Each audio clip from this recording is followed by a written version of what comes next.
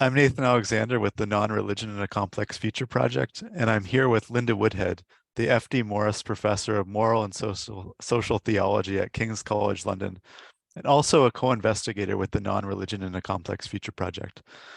So this past weekend, Charles III was coronated as King of the United Kingdom and 14 other Commonwealth realms, including Canada. So Linda, as a scholar of religion and non-religion, what stood out to you about the coronation? Well, I think we were, as religion scholars, interested in the oaths. That's the first part where there are a number of oaths, and the first oath is really a much more political one. It's where the monarch swears to uphold the laws and customs of the people. That's actually quite ancient. It's not modern, and it's very democratic. So that's kind of binds the monarch. So in a way, that's quite modern. It doesn't need updating. But the second one is about upholding the Church of England, so the Protestant faith in general, and the Church of England in particular.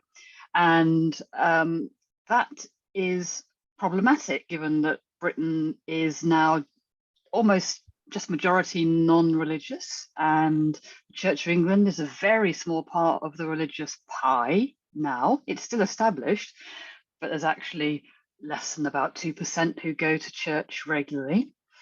And so you might have thought that would be updated.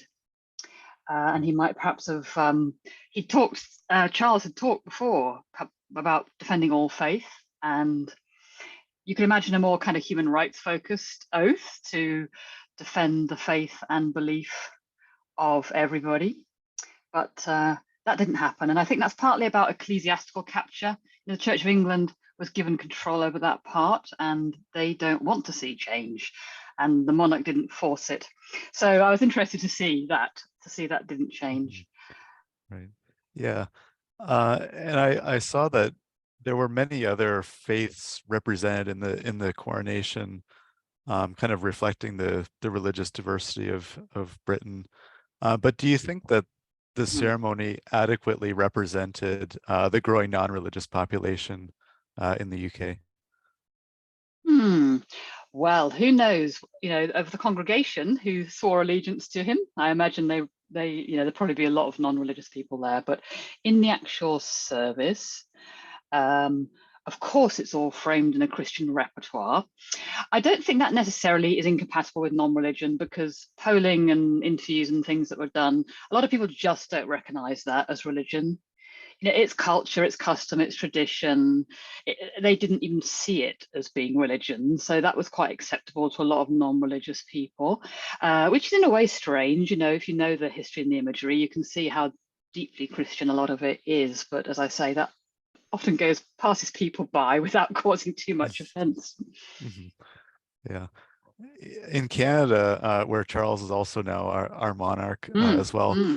So the title of Defender of the Faith, it's actually recently been dropped from his titles, or for the monarch's titles, though it remains in the UK. Can you tell us more about the meaning of Defender of the Faith? What is this title all about? Well, that's interesting, Nathan, because he's the king of Great Britain, but he's the king of Canada, and it's they're separate. He's always very clear that these are separate roles. So he can be one thing in one, can't he, and something else in another. So in Britain, he is still defender of the faith, and the faith, that comes from Henry VIII when the Reformation happened, and the Church of England was established in England as the established church. And so he was to defend that faith, the Protestant faith, against Catholicism, which was, of course, politically a big threat to Britain at the time, as well as religiously. So the real thing about that oath is it's about keeping out a Catholic monarch, which was about protecting against France or wherever the other countries' political takeover. So very antique, really, that commitment. But constitutionally, there is still an established church, and so it's become very complicated about how you would untangle that now. Right. Yeah, and my final question sort of follows from that. Do you see the monarchy becoming sort of secularized, for lack of a better term, in the UK? So do you think at some point all of the links between the monarchy and religion will at some point be be removed?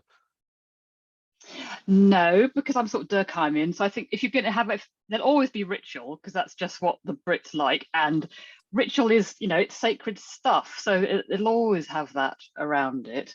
It might change the nature of the words and the kinds of faiths that are involved. And I think, I think what will happen, the church won't let go of its privileges. So what will, and Parliament won't force it to, because there's just not enough, there's no groundswell of, there's no movement for it. So what will happen is that a monarch, and it could be William, Charles's son, a monarch will just say, I'm not saying this. Now it's rumored that William is not religious at all. So, and it is within his power. I checked this with a constitutional historian. William could just say, I'm not saying that. And then that oath would have to change.